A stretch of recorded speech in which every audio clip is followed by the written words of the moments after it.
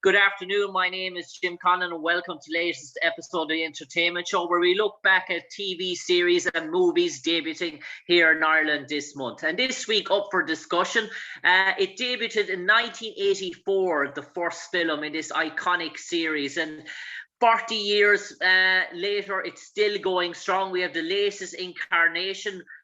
Always comes out around the Halloween time. It's a bit later this time around. It's the one and only I Ain't Afraid of No Ghost, Ghostbusters, and this incarnation of it is called Ghostbusters Afterlife. I'm delighted this evening to be joined by one of the stars of the show. He plays a ghost in this.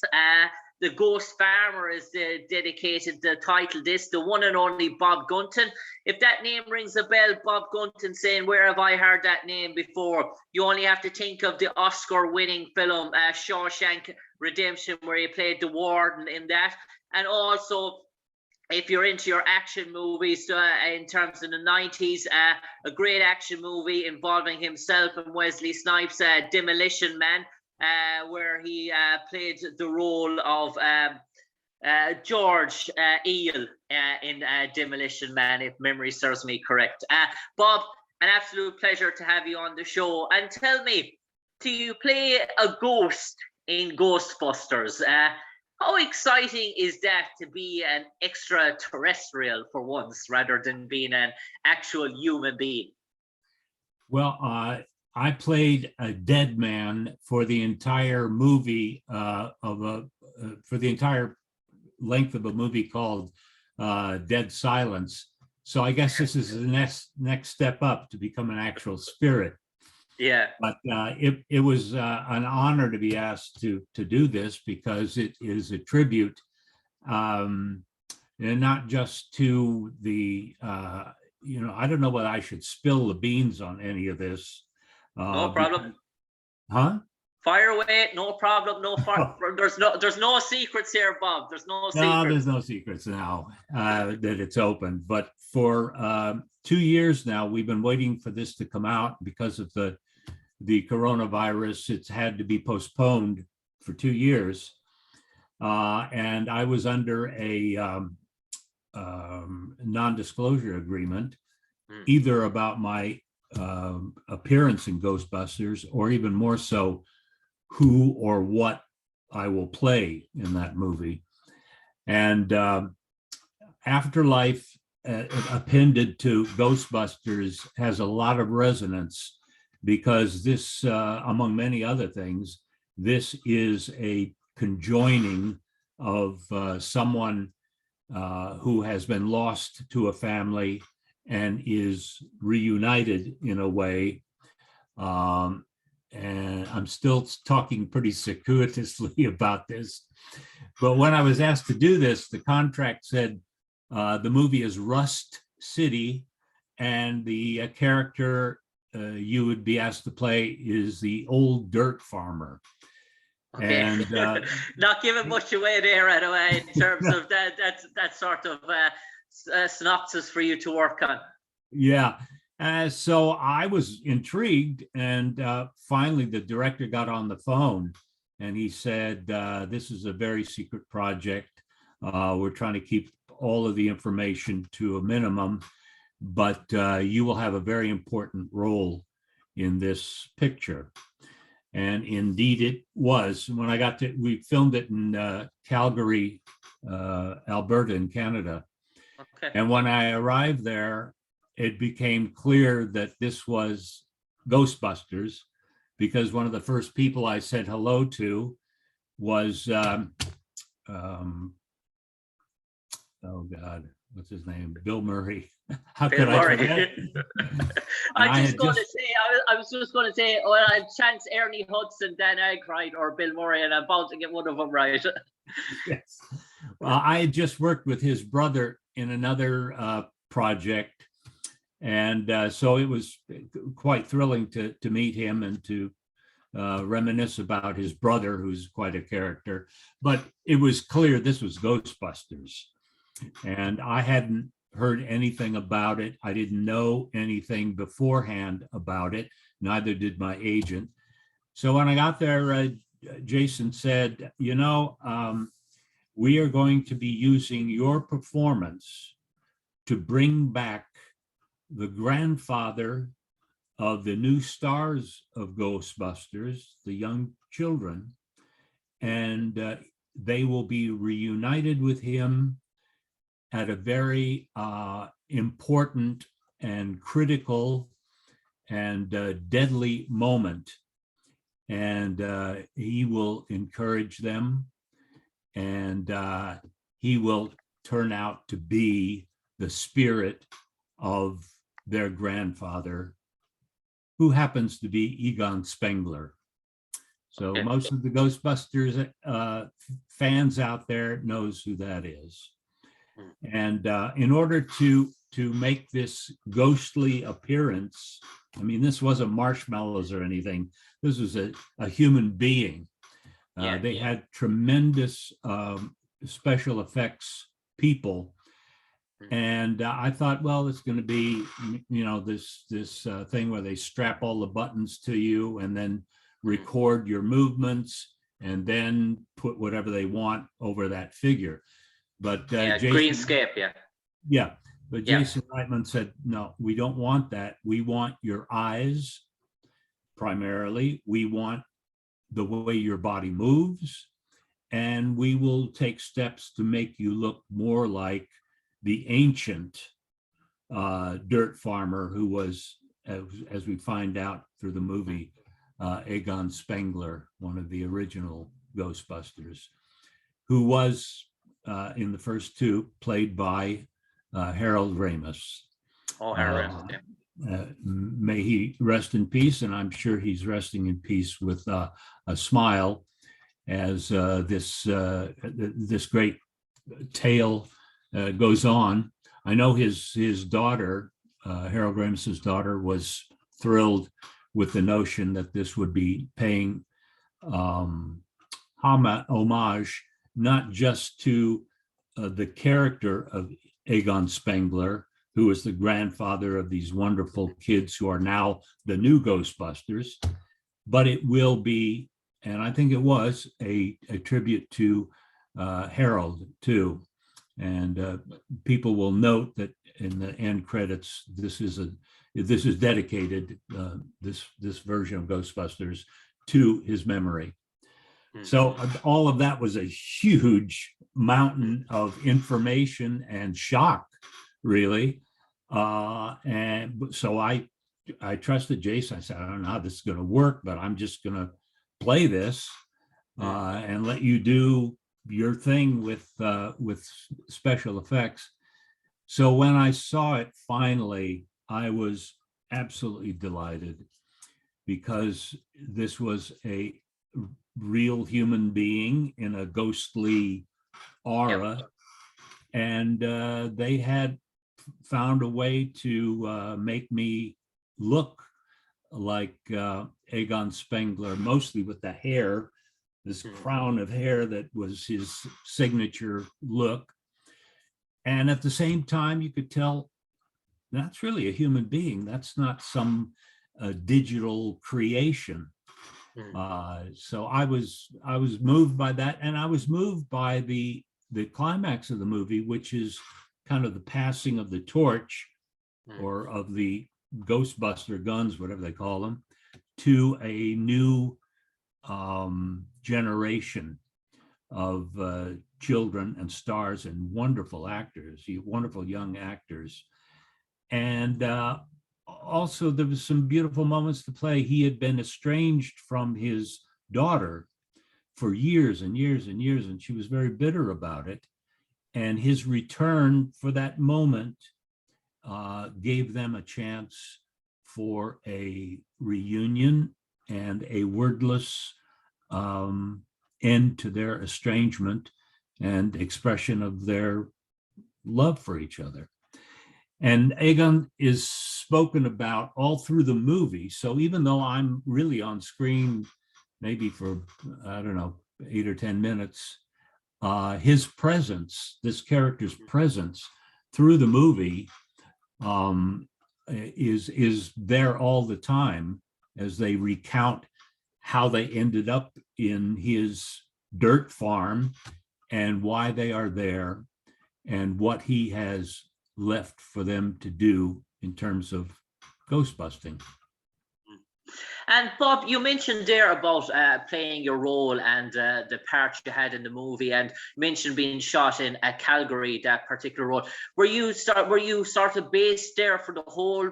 Was it a tight knit cast? Did you stay there for the whole production of the movie, or was it a case where you were there for maybe a week or two in terms of shooting your own scene, and the rest of the production went on, or was it very much you were there from day one and you sort of finished when it came away when they finished wrapping up, and you saw the private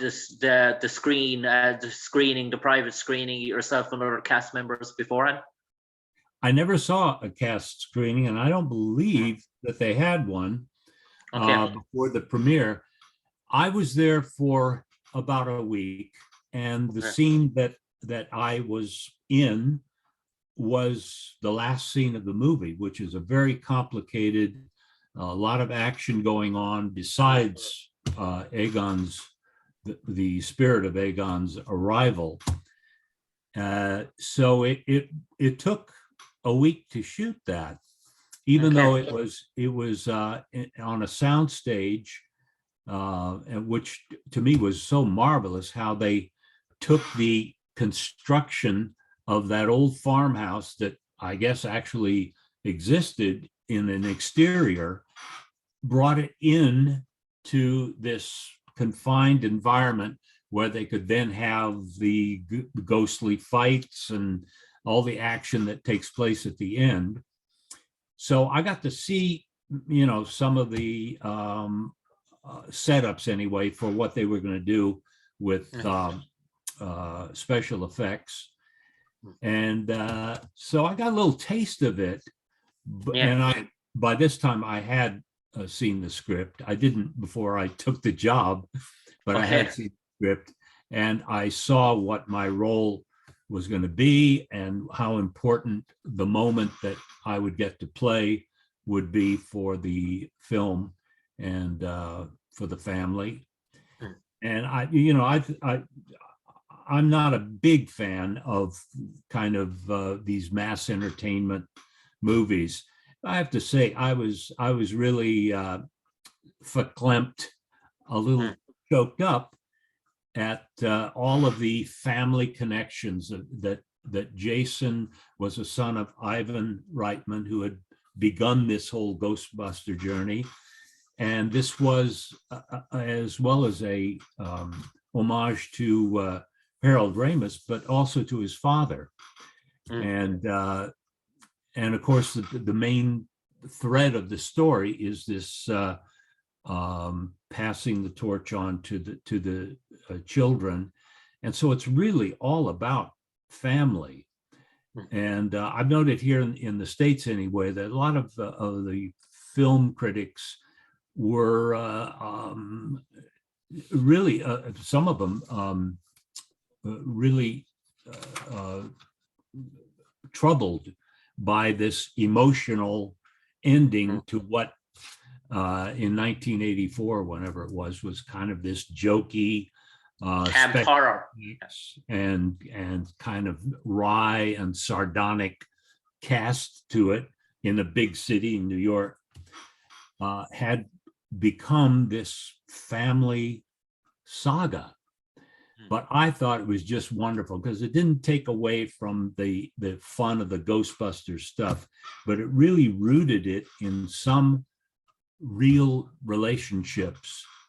And, if we can believe that you're fighting marshmallow men and all of this other stuff, I don't see why one cannot, again, allow themselves to accept the reality of a spirit of great importance to this family to reappear, to welcome them to the fight, and to mend that which had been broken for a long time. So the business that it's doing apparently is the answer to reviewers who didn't care for this too much, although there were some who really enjoyed it too.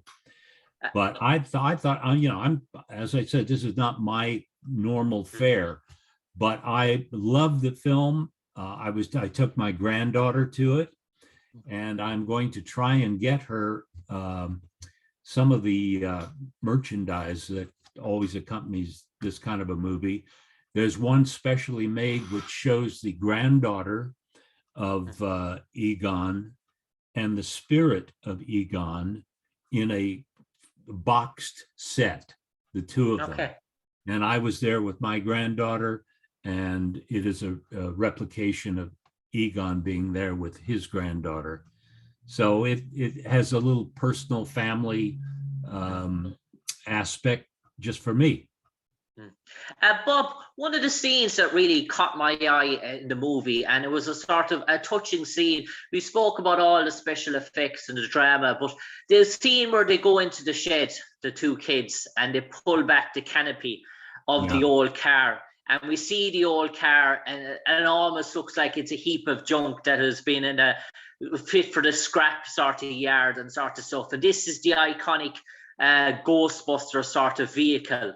And then you just feel that they feel the sense of pride and duty that they have to bring it back to its former glory. In that in itself, it probably, you sort of feel that sort of connection, just that unveiling of the canopy, and to see the car in such its demoralized state, to see where the history and tradition of Ghostbusters, how it fallen to an all-time sort of low, and they had to pick it up from the ground in and try and re-energize it. Right.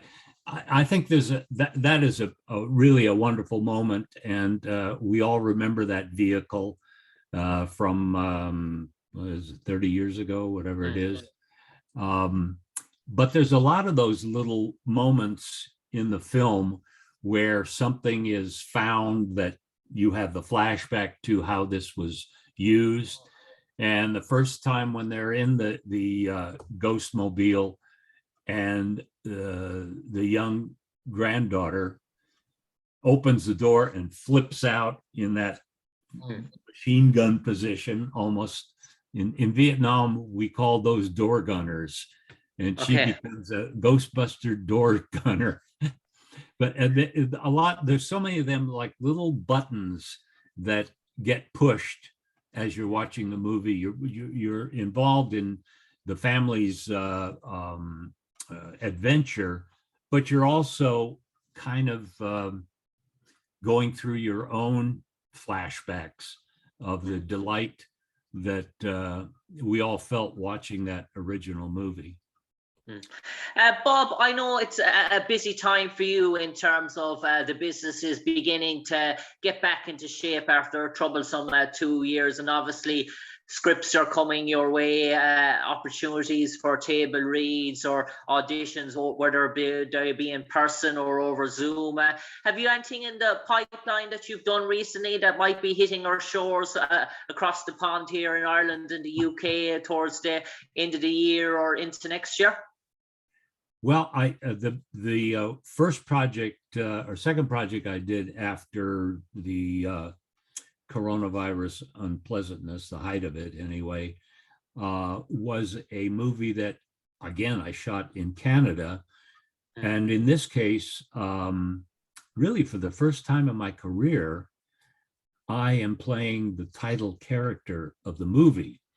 Now, it may not be a big thing to audiences, but to other character actors like myself, who's used to being, fourth or fifth on the call sheet, my name was first for the first time in my life. And in my 70s, to have that gift was a lot of fun. It was a very difficult role. It is a genre movie, the title of which is The Last Will and Testament of Charles Abernathy. And I'm Charles Abernathy. And I was, it's coming out, I believe, on Netflix, probably in the middle of next year. I don't think they have a date yet, but it's sort of a horror film, but it's it's quite a head scratcher and then a shock about where this movie goes. And I was shocked at what I had to do in it. Very emotionally compelling and demanding, and physically too. As I said, I'm in my 70s. I'm not a paragon of macho strength and all that, but I was called upon to do some things that were quite demanding, and including doing a monologue, basically a monologue of 7 pages. Now, most of us at my age have a little bit of memory loss or trouble with short-term, memory. I was delighted to see that I could memorize 7 pages of dialogue. Fair play. Pretty well and act it. So I really enjoyed that. There's a wonderful cast of young actors, and I look forward to its release. And Bob, time is nearly catching up on us. So for the final 30 seconds, I might turn it over to you, and you might enlighten all our audience here in Ireland why this should continue going out. It's out a week already, nearly a week and a half here in the cinemas here in Ireland. Why they should continue to go and watch Ghostbusters Afterlife if they haven't seen it before, or if they have seen it for the first time and really enjoyed it, why they should take a loved one and maybe a family member and bring them to see it, and what's in store for them. Over to you, Bob. As I said, Ghostbusters is, of course, the fun ride that it has always been in its various incarnations. But as in this one, it is very moving and emotional as well as fun.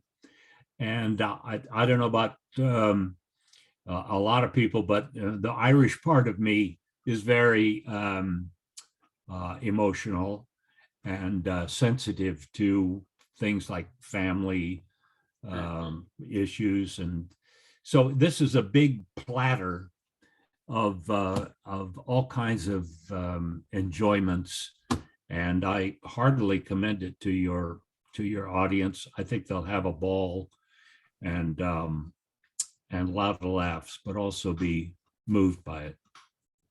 And Bob, finally, before I let you go, it'd be hesitant of me not to mention, you mentioned it there at the start before we came on air. You said you have some Irish blood in you, some green, white and gold going through your veins? Indeed I do. My father's mother maiden name was McGarry. Okay. And,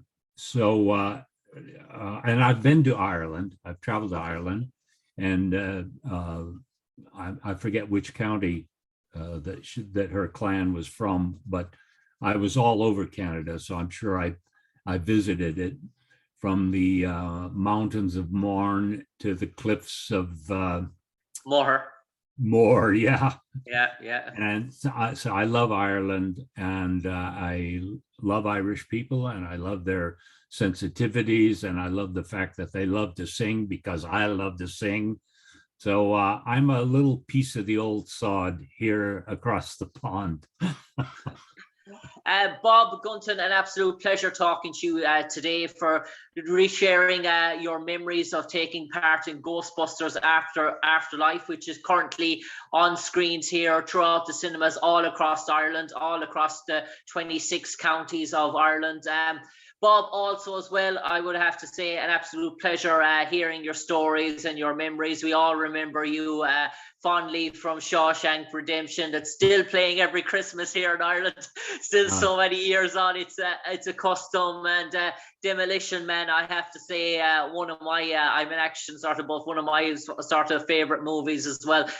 Bob, hopefully when COVID and all these travel restriction ease and everything gets back to normal, you can maybe hit Ireland one more time and see the cliffs of Moher again and vast in our country. But for the moment, Bob Gunton, take care and God bless. Thank you, Jim, and have a wonderful Christmas. I know. Cheers. Cheers, Bob. Bye. Take care.